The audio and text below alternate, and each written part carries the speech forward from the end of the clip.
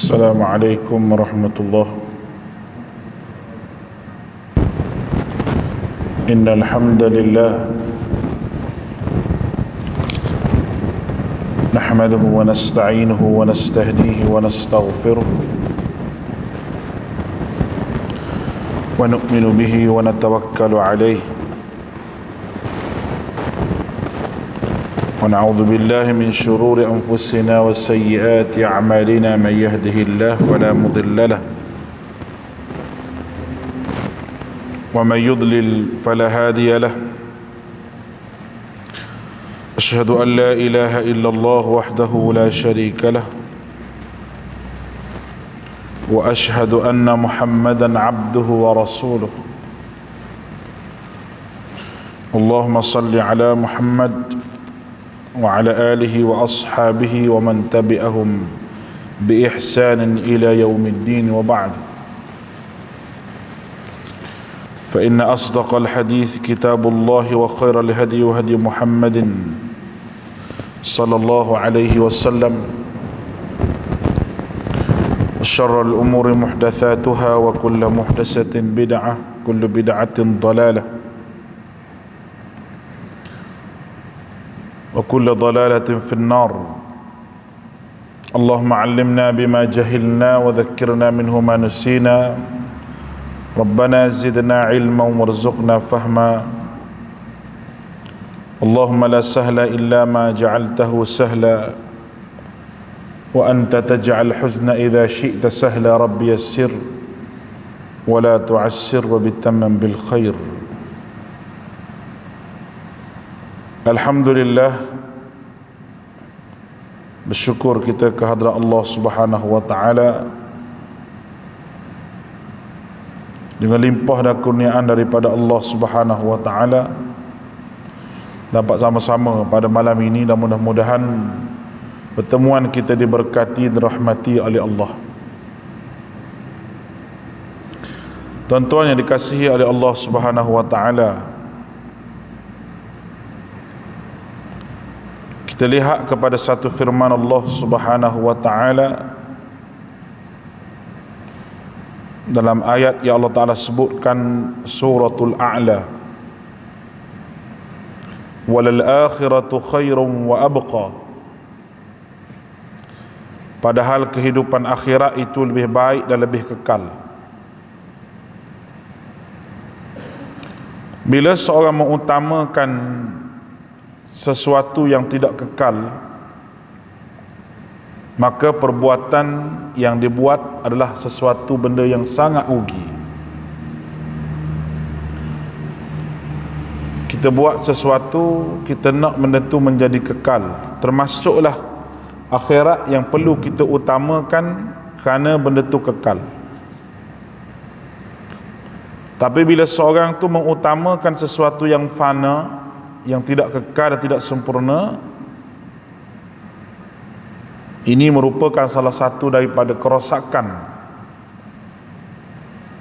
kerosakan dalam jiwa dan roh dia sendiri. Kalau kita lihat tujuan seorang Muslim ni adalah akhirat, kerana dunia ni bukan tujuan yang sebenar dia. Adapun orang yang kufur pada Allah Subhanahu wa taala, dia menjadikan dunia ini sebagai tujuan dia, matlamat dia untuk dia hidup di atas muka dunia, bukan matlamat di akhirat. Yang menyebabkan dia cari dunia sebanyak-banyaknya, seolah-olah macam dia nak duduk kekal lama di atas dunia ini. Dia tidak kisah di antara halal dan haram. Dia tak kisah. Hidup dia tu tidak berpaksi kepada halal dan haram. Sebaliknya, tunjang kehidupan dia adalah hawa nafsu semata-mata. Akhirat merupakan salah satu daripada benda yang diwajibkan untuk kita percaya. perkara yang wajib untuk kita percaya. Dan di akhirat ada syurga. Syurga yang merupakan puncak cita-cita seorang Muslim yang beriman dengan hari akhirat. Walaupun dia tidak pernah melihat syurga, dia hanya mendengar apa benda syurga ni daripada orang yang layak untuk membicarakan berkenaan syurga, iaitu Nabi kita sallallahu alaihi wasallam.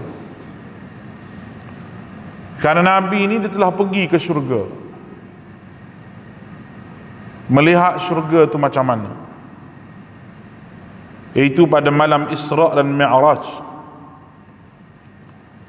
Nabi tengok syurga ni lagu mana, tempat untuk kesudahan manusia yang sebenar. Neraka ni bukan tempat kampung halaman dia, tidak. Allah Subhanahu wa ta'ala menjadikan cinta seseorang kepada akhirat itu tidak akan sempurna jikalau seorang itu tidak bersifat zuhud dengan dunia. Kerana di sana orang kafir yang tidak ada akidah dia, yang rosak akidah dia, kufur pada Allah, dia hidup atas muka dunia ni macam orang berada dalam keadaan angan-angan yang panjang. Dan di hari akhirat dia berangan-angan juga untuk kembali semula ke dunia. Walaupun satu saat, illa sa'atan minan nahar, saat saja pada waktu pagi. Tapi Allah Ta'ala tak bagi kepada dia untuk balik semula ke dunia. Orang yang tidak percaya adanya akhirat, Allah Ta'ala gambarkan kepada kita. Dia minta dengan Allah Subhanahu wa ta'ala dengan permintaan yang sesungguhnya. Dengan dia berkata, Rabbi laula akhartani ila ajalin qarib fa as-saddaqa wa akum minas salihin.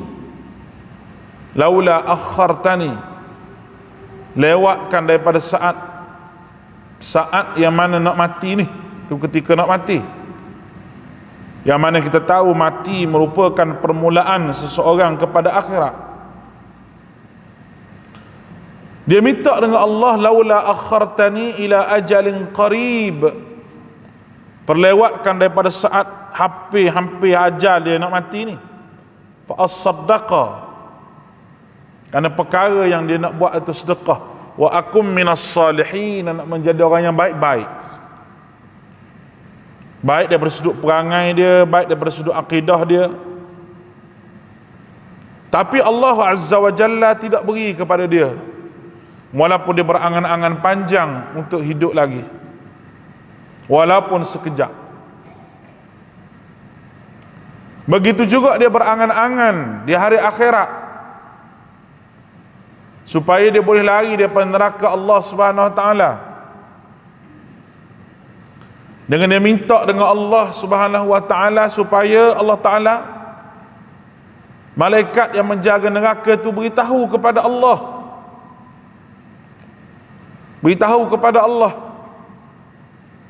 untuk dia kembali semula ke dunia untuk beramal. Tapi sayang, dunia ni hanyalah bersifat sementara, dan kita kena zuhud terhadap dunia ni, dan kita pandang dunia ini bukan tujuan sebenarnya kehidupan kita. Tuan-tuan dikasihi oleh Allah, oleh kerana dunia ni bukan tujuan kita lah yang menyebabkan Allah Azza wa Jalla memperturunkan syariat dia supaya memperingatkan kepada kita semua bahawa jangan tertipu dengan dunia. Jangan. Innamal hayatid dunya, sesungguhnya kata Allah Subhanahu wa ta'ala, kesenangan di atas muka dunia itu la'ibun walahwun, satu permainan.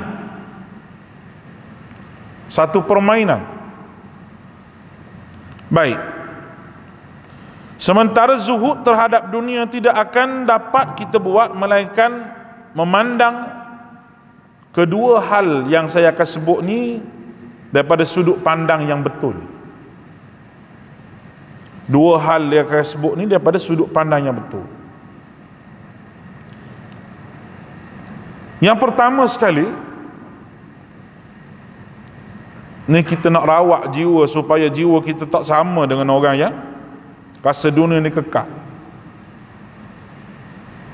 Nak buat apa boleh buat lah, tapi jadi masalah apabila kita rasa dunia ni kekal. Kita tak mahu kepada akhirat, walaupun ramai orang yang menyeru kepada negeri akhirat. Yang pertamanya,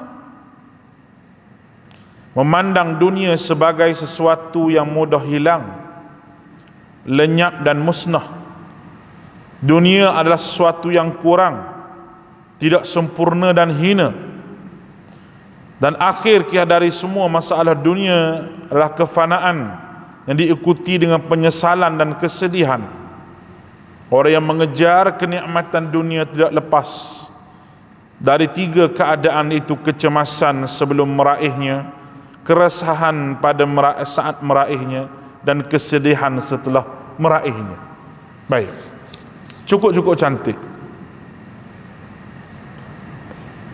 Dia sebut di sini bahawa cinta akhirat ni,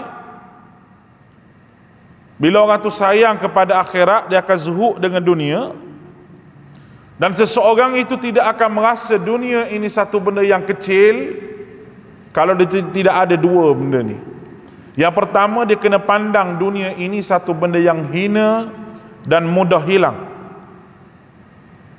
Dunia hina satu, mudah hilang satu. Tidak sempurna. Sebab itu kita tak boleh nak kata dunia ni sempurna. Bagi kita tak ada apa dunia ni sebenarnya. Dia tidak sempurna bagi kita. Sebab segala benda yang kita dapat nikmat dunia ni kita kena bayar. Dengan duit kita, dengan harga yang kita cari. Syurga tak kena bayar dengan duit. Tak kena. Sebab pahala ni, duit yang nak bayar syurga ni telah pun kita ambil di atas muka dunia lagi untuk dapat syurga Allah Ta'ala. Tak bayar bil, duduk dengan senang, makan dengan sedap. Tapi dunia ni kita nak makan sedap, kita kena bayar mahal. Orang duk makan lobster lah, lobster dalam laut, harga sampai 400-500. Memang sedap, tapi bayarannya mahal. Syurga memang indah, hebat, tapi Allah Subhanahu wa ta'ala minta kita menjadi hamba yang ikhlas dalam memperabdikan diri kepada Allah dan menjadikan ikutan yang sebenar dalam kehidupan kita, yaitu Nabi kita sallallahu alaihi wasallam. Barulah matlamat kehidupan dunia yang sebenar itu kita dapat.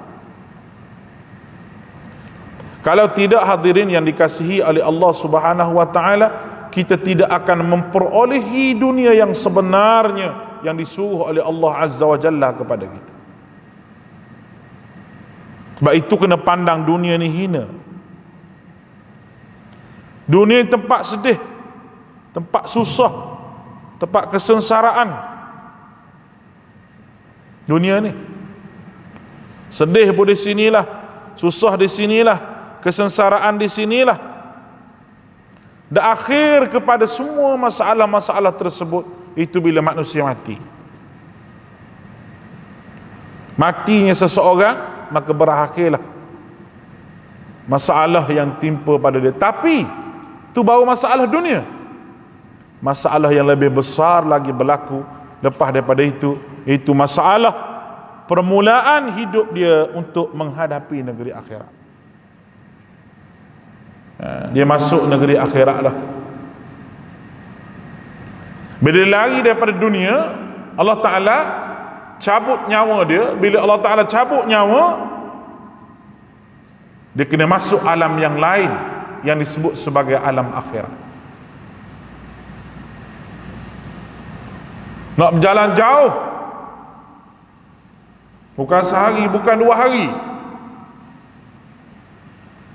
lebih lama daripada usia kita hidup di atas muka dunia, dan kita sedang meniti jalan ke arah itu. Sama ada tua ke muda ke, ustaz ke anak murid ke, tok guru ke, tok imam ke, siapa saja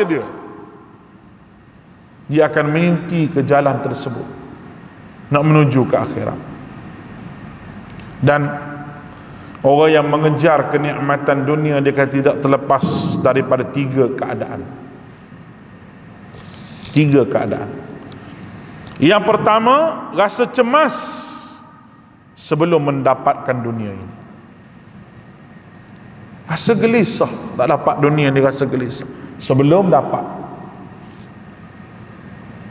Rasa bimbang. Lepas daripada itu, resah. Saat kita dapat itu, kita resah pula. Rasa resah macam mana? Resahlah. Takut benda ni, takut tu, takut rugi, takut ni, takut resah. Dan yang ketiga, iaitu kesedihan setelah meraihnya. Sedih sebab apa? Orang tu dia tak boleh jadi muda balik. Dia nak gagah zaman dia macam zaman muda, tak boleh dah. Dia kena hidup pada zaman usia dia sekarang. Kita kata awak tak apalah muda lagi, betul, tapi dia akan meniti usia yang lama kalau dia panjang umur. Nak balik semula gagah sama macam zaman muda tu, tak boleh dah. Memandu mungkin tak boleh dah malam-malam. Makan mungkin tak boleh banyak dah sebab banyak penyakit. Tidur mungkin tak boleh tidur lewat dah, kena tidur awal. Itu perubahan yang Allah Ta'ala kitarkan dalam kehidupan dia. Dia akan menjadi sedih dengan apa yang dia telah pun diraih. Apa guna sedih kerana kita tua pada hari dulu kita muda, dan apa guna sedih hari ni kita sakit dulu kita sihat. Masa kita muda lah, masa kita sihat lah, masa kita senang lah, merupakan masa yang paling sesuai untuk orang tu banyak beribadah kepada Allah Azza wa Jalla. Tidak berdiri seorang anak Adam, kata Allah, di hadapan dia, melainkan ditanya beberapa perkara. Di antara perkara yang ditanya di hadapan Allah di yaumil akhirah, zaman muda awak pergi ke mana? Zaman muda awak pergi ke mana? Sedihlah manusia nak jawab zaman muda dia awak pergi ke mana. Tidak berganjak seorang itu di hadapan Allah kecuali ditanya lagi, harta ni ambil di mana, buat pergi ke mana? Pun ditanya. Oleh sebab itu faktor yang pertama. Faktor yang kedua, memandang akhirat suatu yang pasti datang dan kekal abadi. Kerana kebahagiaan di akhirat, kebahagiaan yang kekal dan sempurna. Bagaimana yang kita bacakan tadi, wal akhiratu khairum wa abqa, padahal kehidupan akhirat itu lebih baik dan lebih kekal. Dan kedua hal inilah yang ada pada jiwa manusia, yaitu hal merasakan dunia ini hina dan akhirat itu kekal, menguatkan hati, iman dan perasaan dia. Seseorang yang lemah imannya, yang tidak kuat perhubungan dengan Allah Subhanahu wa taala, kerana tidak ada dua perkara ini. Dia rasa dunia ni kekal, dia rasa akhirat tu macam tidak ada. Akhirat tu macam tipu, akhirat tu macam bohong. Dia rasa begitu. La haula wala quwwata illa billah. Baik.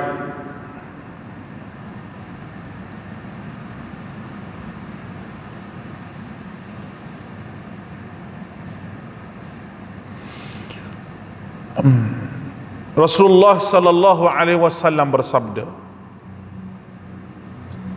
"Walillahi mad dunya fil akhirah illa mithlu ma yaj'al ahadukum isba'ahu hadhihi wa asyara Yahya bis sabbabah fil yammi falyanzur bima tazji'." Baik, demi Allah, Nabi kata, tidaklah dunia itu dibandingkan dengan akhirat melainkan seperti salah seorang kalian meletakkan jarinya. Yahya perawi kata, wa asyara Yahya, diisyaratkan dengan jari telunjuk ke arah laut, jari tunjuk ke laut tu, dan lihatlah apa yang ada di jarinya. Dunia ni satu lautan, celup dalam laut, hok lekat jari tu, tak ada rega sikit habuk. Oh, tapi hok itulah hok manusia kelahinya, hok itulah Allah Ta'ala sebutlah surah Yunus, innama mathalul hayatid dunya kama'i anzalnahu minas sama' fakhtalata bihi nabatul ardh مما يأكل الناس والأنعام حتى إذا أخذت الأرض زخرفها وزينت وظن أهلها أنهم قادرون عليها أتاها أمرنا ليلا أو نهارا وجعلناها حصيدا كأن لم تغن بالأمس كأن لم تغن بالأمس كذلك نفصل الآيات لقوم يتفكرون. Allah, sesungguhnya kata Allah, perumpamaan kehidupan dunia seperti air hujan yang turun dari langit. Ini perumpamaan Allah Ta'ala bagi. Tumbuhlah tanaman bumi dengan subur kerana air itu, di antaranya dimakan oleh manusia dan dimakan oleh haiwan ternak, hingga apabila bumi itu sempurna keindahannya dan berhias, dan pemiliknya mengira bahawa kami pasti menguasainya dan memetik hasilnya, datanglah kepadanya azab kami pada malam atau siang, lalu kami jadikan tanaman seperti tanaman yang sudah disabit, seakan-akan belum pernah tumbuh kemarin. Demikian kami menjelaskan tanda-tanda kekuasaan kami bagi orang yang berfikir, kata Allah. Allah Ta'ala bandingkan dunia ni ibarat indahnya begitu, air hujan yang turun dengan tanaman yang hebat. Nak beritahu sekelip mata Allah Ta'ala boleh buat dengan dunia ini. Orang rugi boleh sekelip mata dia rugi, orang sihat boleh sekelip mata dia sakit. Orang yang berkasih sayang, cinta mencintai, sekelip mata boleh jadi benci. Itu semua adalah benda yang Allah Ta'ala sebut dalam Al-Quran ini. Lalu orang kafir hidup dia dengan angan-angan panjang. Orang yang tak ada iman adalah jiwa dia, hidup dia ni angan-angan yang panjang. Angan-angan panjang macam mana? Dia rasa dunia ni kekal lah, nak banding dengan akhirat, tu yang dia rasa. Orang mukmin dia tak rasa lagu tu. Orang mukmin dia rasa akhirat lebih kekal lagi. Kerana bagi dia akhiratlah matlamat yang sebenar. Dunia ni jambatan nak pergi ke akhirat. Sebab Allah Ta'ala buat Adam tu Allah Ta'ala letak di syurga. Tu pun nak beritahu bahawa kita ni kampung asal kita situlah. Bukan dunia ni kampung asal kita. Ya? Tapi kita duduk macam dunia ni macam tempat asal kita dah, dengan apa yang kita ada pada hari ini. Baik, ada khabar yang mutawatir daripada ulama salafus salih mengatakan bahawa cinta dunia ni dan angan-angan kepada dunia merupakan induk daripada segala kesalahan dan dosa, dan merosakkan agama. Ibu dia, dunia ni nombor satu sekali, sayang kepada dia lebih daripada segala-galanya, sampai meraihkan dunia ni lebih pada akhirat. Qul in kana aba'ukum wa abna'ukum azwajukum wa amwalun iqtaraftumuha wa tijaratun takhshawna kasadaha wa masakin tardawnaha ahabba ila Allah. Allah Ta'ala sebutlah surah Taubah, qul in kana aba'ukum, katakanlah bapak kamu, wa abna'ukum, anak-anak kamu lebih berharga ke, lebih kamu sayang daripada nak berjuang di jalan Allah Subhanahu Wa Ta'ala, wa jihadin fi sabili, dan berjihad di jalan Allah. Bermakna dunia ni satu penghalang untuk seorang itu taat pada Allah. Jikalau orang tu nampak dunia ni kekal. Tapi kalau orang tu nampak dunia ni tak kekal, nampak akhirat hak lebih kekal, walaupun dunia duduk dalam tangan dia, dia tidak akan tergoda dengan dunia ini. Tak akan tergoda. Nabi kita sallallahu alaihi wasallam, kalau dia nak berdoa dengan Allah Subhanahu Wa Ta'ala, dia boleh berdoa supaya tukarkan gunung tu jadi emas untuk dia. Dia boleh jadi raja yang hebat, lebih hebat daripada raja-raja yang pernah dengar sejarah dia temu ke dunia ni. Allah Ta'ala boleh buat begitu. Tapi itu bukan matlamat seorang Nabi, bukan matlamat seorang Nabi. Kalau itulah matlamat seorang Nabi, nescaya pada hari ini kita mungkin akan jadi ke arah itu. Para sahabat Nabi, dunia duduk dalam tangan dia, dia ada segala-galanya, ada kebun, ada rumah, ada harta yang banyak, kebun yang subur, tanah yang banyak. Tetapi walaupun dunia ni duduk dalam tangan dia, dia tak pernah terburu-buru untuk mengabdikan diri kepada dunia, bahkan dia mengabdikan diri dia kepada Allah Azza wa Jalla. Baik, cinta dunia ni kita sebut tadi merupakan induk kepada kesalahan dan dosa, dan merupakan merosakkan agama. Orang yang sayang ke dunia, dia jadi kedekut. Orang yang sayang ke dunia, masa untuk akhirat tu tidak ada. Sebab apa? Masa untuk dunia tu banyak. Orang sayang ke dunia, dia tak nampak dah Nabi yang bawa jalan ke akhirat ni. Dia nampak dunia saja. Sebab apa ni?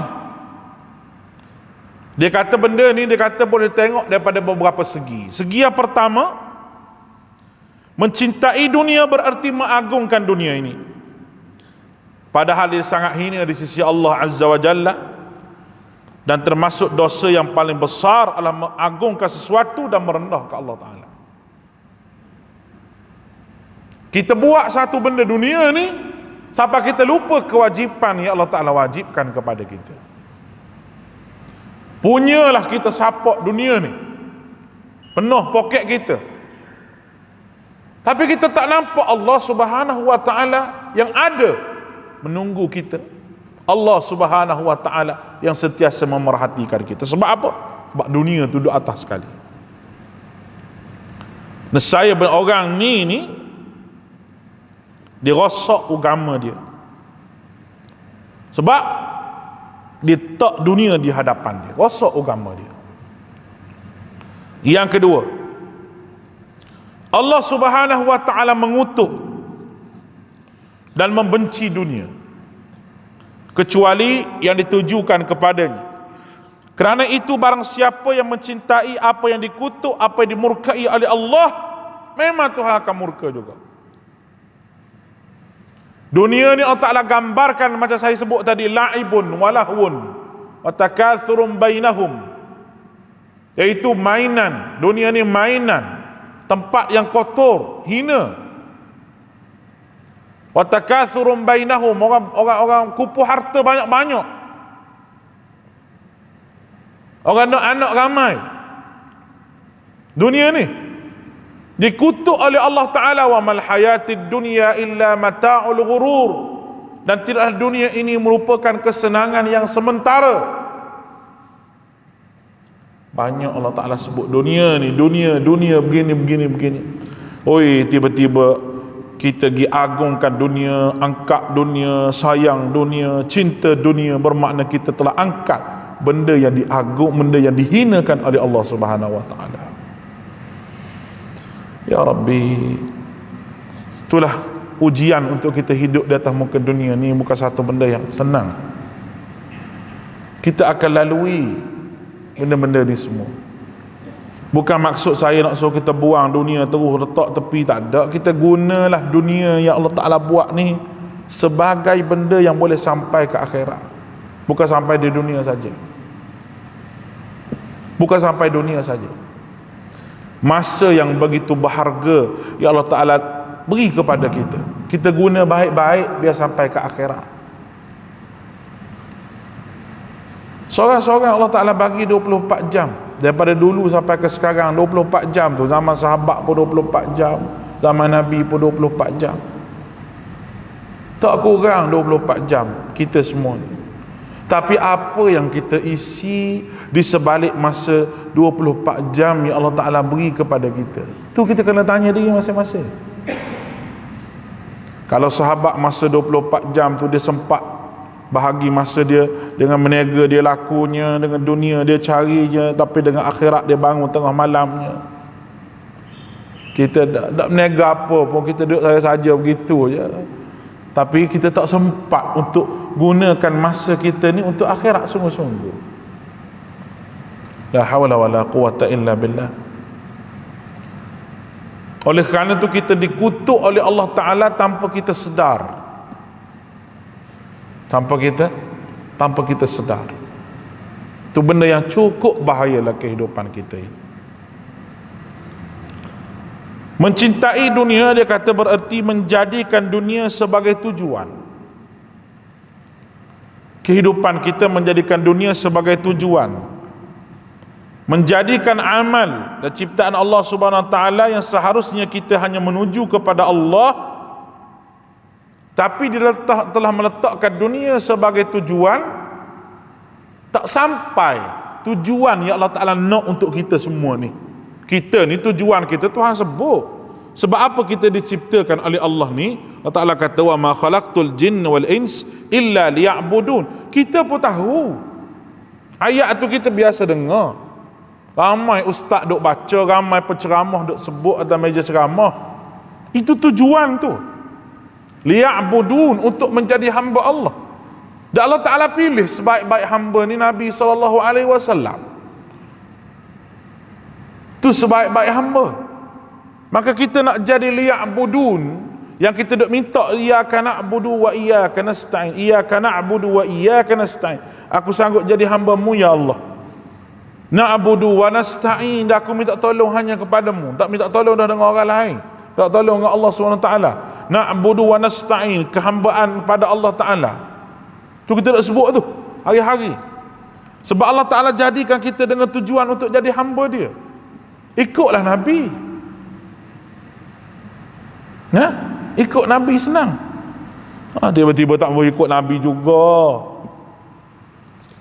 pergi ikut orang lain. Baca benda hak Nabi tak suruh baca, sebut benda hak Nabi tak suruh sebut. Kita klaim benda tu amalan hidup kita. Kita klaim benda tu zikir kehidupan kita, padahal zikir tu Nabi tak ajar kepada kita. Macam mana kita nak jadi hamba Allah yang sebenar? Macam mana? Orang biasa buat solat duha. Buat solat duha bagus, tapi nak nampak gerai, nak nampak hebat lagi, kalau buat solat duha berjemaah pula. Tak ada solat sunat berjemaah kecuali yang Nabi tetapkan. Solat sunat berjemaah Aidil Fitri, istisqa, minta hujan, lepas tu solat sunat gerhana, kusuf, ni gerhana bulan ke matahari ke, tu Nabi tetap tu kena buat jemaah benda tu. Dan solat-solat beberapa lagi yang Nabi suruh buat jemaah, tarawih, qiyam Ramadan, jemaah. Hak lain tak payah.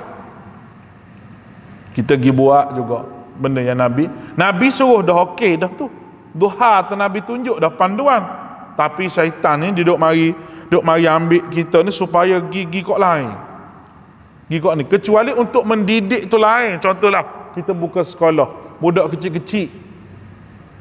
Budak kecil-kecil nak ajar dia sembahyang duha hari-hari. Kita pun mari ajak budak-budak tu sembahyang duha. Apa? Saya tak reti ustaz, tak apa, ikut dulu. Sambil kita kata sembahyang duha ni bukan jemaah, tapi oleh kerana saya ustaz nak ajak semua ni, maka kita buat jemaah dulu. Buat lebih kurang sebulan, 2 bulan, budak tu boleh pandai, budak tu solat sendirilah. Kita ada Nabi yang menunjukkan kepada kita panduan dalam beramal ibadah. Betul. Nabi cukup memahami jiwa dan perasaan orang yang nak buat amal ibadah. Orang yang banyak berzikir, Nabi suruh banyak berzikir. Berzikir pula berzikir dengan zikir yang betul lah. Bukan zikir yang orang-orang reka apa tak ada, selawat pula. Selawat yang betul lah, bukan selawat orang reka tidak ada. Kalau orang tanya ada ke ustaz selawat yang orang reka, ada lah. Nampak ni? Semua benda ibadah Nabi tunjuk kepada kita. Awak tak cukup lagi yang Nabi tunjuk, sampai kita nak ambil benda lain selain daripada Nabi. Saya tak tahulah macam mana orang yang buat ni dia berasa macam mana. Kalau saya rasa cukup dengan Nabi, sebab kita yakin dengan sifat Nabi, tablighnya, siddiqnya, amanahnya, fatanah yang ada pada Nabi itu. Takkanlah Nabi nak tertinggal bagi tahu pada kita satu-satu benda. Tak, Nabi tak tertinggal, Nabi beritahu pada kita. Sebab Nabi orang paling dekat dengan Allah Ta'ala. Yang keduanya sahabat yang dekat dengan Allah Subhanahu Wa Ta'ala, para sahabat yang dididik oleh Nabi SAW. Sahabat yang dididik oleh Nabi SAW, sahabat bukan main-main. Sahabat bukan orang jadi main-main, tak. Dia bersungguh-sungguh dalam melaksanakan amal ibadah. Dan bersungguh-sungguh dia tanya Nabi, bersungguh-sungguh nak tahu daripada mulut Nabi apa yang terbaik ya Rasulullah. Ayyu a'malu afdal, ayyu a'malu afdal, apa amal paling afdal ya Rasulullah. Perkataan itu yang diucapkan oleh para sahabat di hadapan Nabi SAW. Lepas tu kita kena balik pada Nabi. Tak sudah hidup kita, tak sudah. Zaman lah ni orang yang seru orang nak balik pada Nabi. Kita kena ikut sunnah, kita kena buat begini, dikatakan salah. Tapi orang yang ajak amalan mengaruk sekali, ambil kawan tu celup dalam air lah, apalah ilmu, macam-macam ilmu, ni baru tok guru. Ni baru nama dia tuan guru depan tu. Ya, tuan guru. Ni baru nama syekh, ni baru nama hebat. Nak ajak orang, mari kita duduk tengok Nabi buat apa kehidupan sehari-hari hidup Nabi ni. Bermula celak mata sampai tidur, apa yang Nabi isi kehidupan dia. Banyak sunnah-sunnah yang kita tak buat lagi. Banyak sunnah-sunnah yang kita tak buat lagi. Cuba kita fikir sekejap benda tu dalam kehidupan kita hari-hari. Kita duk kalut apa nak pergi buat benda hak Nabi tak ajar pada kita? Kalut apa? Dia kata, ustaz ni ulama lah, marilah ulama besar mana pun, hebat macam mana pun, tak boleh lawan dengan Nabi ajar kita. Tak boleh lawan. Tuan-tuan bacalah apa pun nak baca, tapi tak boleh lawan dengan apa yang Nabi ajar kepada kita. Nabi suruh baca, tak boleh. Tuan-tuan istighfar lah macam-macam mana pun yang Tok Guru ajar, tak sama dengan sayyidul istighfar yang Nabi ajar. Allahumma anta rabbi la ilaha illa anta khalaqtani wa ana abduka wa ana ala ahdika wa'dika mastata'tu a'udzubika min syarri ma sana'tu abu'u laka bi ni'matika 'alayya wa abu'u bi dhanbi faghfir li fa innahu la yaghfiru adh-dhunuba illa anta. Tak sama dengan Nabi ajar. Dia mesti lebih buat Nabi lagi. Tuan-tuan bacalah zikir macam mana pun, tapi Nabi pernah sebut kalimatan khafifatan fil lisan saqilatan fil mizan, dua perkataan yang ringan di mulut, berat di atas timbangan. Apa dia? Subhanallah bihamdi, subhanallahil azim. Subhanallah bihamdi, subhanallahil azim. Subhanallah bihamdi, subhanallahil azim. Allahu akbar. Tak sama dengan Nabi ajar. Dia mesti hebat hak Nabi lagi. Boleh faham? Nak makan kita bismillah, kita makan puak bismillah. Nabi ajar kita bismillah. Kita bacalah doa-doa apa pun yang orang ajak ke apa ke, tak sama dengan Nabi suruh baca bismillah. Sebab itu yang Nabi ajar kita. Boleh faham? Itu semua kehidupan Nabi SAW, menyentuh segala aspek, menyentuh segala-galanya. Nak berjalan jauh, Nabi ajar nak berjalan jauh tu macam mana, musafirnya macam mana. Nabi semua Nabi sentuh. Dan sahabat cukup orang panggil memperhatikan Nabi, dan mereka menulis bagaimana Nabi, kehidupan Nabi dengan mereka. Tiba-tiba mari kawan ni duk ajak mengaruk sekali lah. Kita boleh guna hak kawan ni. Kita marah pula pada orang yang nak ajak ke Nabi ni, kita kata ke dia Wahabi pula. Tak fikirlah kita nak hidup dunia lama mana. Fikir sendirilah. Nak hidup dunia lama mana. Kalau tak tahu, kena mengaji, biar tahu. Kena belajar. Haram seseorang duduklah keadaan jahil. Dia tak boleh kata saya jahil ustaz, nak macam mana. Tak boleh sebut gitu. Jahil tu berdosa dah. Jahil tu berdosa. Dosa besar jahil ni. Sebab jahil tu Allah Ta'ala sebutlah Quran dengan perkataan yang murka. Wa'arid anil jahilin. Jahil ni Allah Ta'ala sebut jahiliyah. Perkataan jahiliyah tu berapa dalam Quran? 2, 3, 4 juga perkataan jahiliyah. Di antaranya wala tabarrujna tabarrujal jahiliyah. Jangan kamu berlebihan bertabarruj sebagaimana tabarrujnya orang jahiliyah. Dan jahiliyah tu disebut dalam perkataan yang tidak digemari oleh Allah Ta'ala dalam Quran. Tiba-tiba dia mengaku, dia kata saya jahil, nak macam mana. Allah dah mengaku jahil, tak mahu mengaji. Mengaku dah jahil, mari mengajilah, baru betul. Baru kena dengan cara dia dah mengaku jahil. Ni duk kata saja saya jahil. Mengaji tak mahu. Rasa kita lepas ke dengan kita mati dengan jahil gitu? Lepas ke? Awak Tuhan tak tanya kita, tanya. Nama mu tak buat macam ni. Nak macam mana? Allah, kita jahil tak muka dunia dulu. Jawablah, nak tahu macam mana. Tak lepas dengan kita jawab kita jahil tak tahu. Tak lepas. Sebab setiap orang yang jahil dan dia tahu kejahilan dia, wajib dia cari ilmu untuk dia membendung dia punya jahil. Ya Allah. Baik. Allah Ta'ala sebut lagi kesan dia. Man kana yuridul hayatad dunya wa zinataha nuwaffi ilaihim a'malahum fiha وهم فيها لا يبخسون أولئك الذين ليس لهم في الآخرة إلا النار وحبط ما صنعوا فيها وباطل ما كانوا يعملون. Surah Hud ayat 15 hingga 16. Untuk akhirnya pada malam ini Allah Ta'ala kata, barang siapa yang nak kepada dunia dan perhiasan dia, dan nak sangat ke dunia, sebut akhirat pun tak makan lagi hati tu, nak ke dunia, baik, nescaya kami berikan mereka balasan pekerjaan mereka di dunia dengan sempurna dan mereka tidak akan dirugikan. Aku bagi semua ke dia, nak ke dunia aku bagi semua. Itulah orang yang orang yang tidak memperolehi balasan di hari akhirat kecuali neraka. Akhirat ada dah, aku bagi dah dunia dulu. Akhirat aku nak bagi apa? Aku nak bagi neraka. Wa batilun, dan lenyaplah di akhirat apa yang telah mereka usahakan di dunia ni, sebab dunia ni sifat dia fana sementara, dan sia-sialah apa yang mereka kerjakan. Kesimpulan pada malam ini tuan-tuan daripada ayat ni jelas. Orang nak ke dunia. Ada orang kan jenis dia tak boleh satu projek dia semayang hajak apa boleh projek ke dia.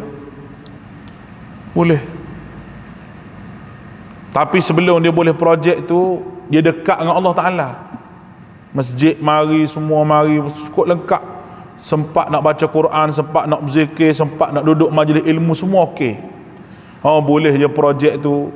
Majlis ilmu pun tak sempat, nak baca Quran pun tak sempat, nak buat tu pun tak sempat. Ni Allah Ta'ala sebut ni. Mu nak ke dunia tak aku bagi, sikit pun aku tak kurang. Sikit pun tak kurang. Wa hum fiha la yubkhasun. Sikit pun tak kurang. Ambil nak dunia. Boleh. Tapi dunia dapat dah. Dapat dah. Tu kita tengok orang kaya ni, orang-orang yang kafir, orang yang tak ada agama bukan agama Islam, dia kaya sungguh. Rumah dia tu 3-4 ekor anjing besar-besar anak lembu tu, pakai dengan bodyguard apa kata-kata, kaya je betul. Kerana nak ke dunia aku bagi. Tapi akhirat, ulaikal ladzina laysa lahum fil akhirati illa an-nar. Tidak ada cadangan yang aku nak cadang kepada orang begini, kecuali neraka aku nak bagi pada dia untuk akhirat. Jadi kita sama-sama fikir, adakah kita duduk dalam angan-angan yang kosong sebagaimana angan-angannya orang kafir tu terhadap dunia ni, ataupun kita duduklah keadaan dunia ni kita berangan-angan juga, tapi angan-angan yang nyata bahawa kita nak surga Allah Subhanahu Wa Taala, dan kita ada usaha di atas benda yang terbayang di mata kita, walaupun surga tu lebih daripada apa yang kita bayangkan. Mudah-mudahan Allah Ta'ala beri surga pada kita. Aqulu qawli hadha wa astaghfirullahal azim li wa lakum wa ufawwidu amri ila Allah. Inna Allah basirun bil ibad. Assalamualaikum warahmatullahi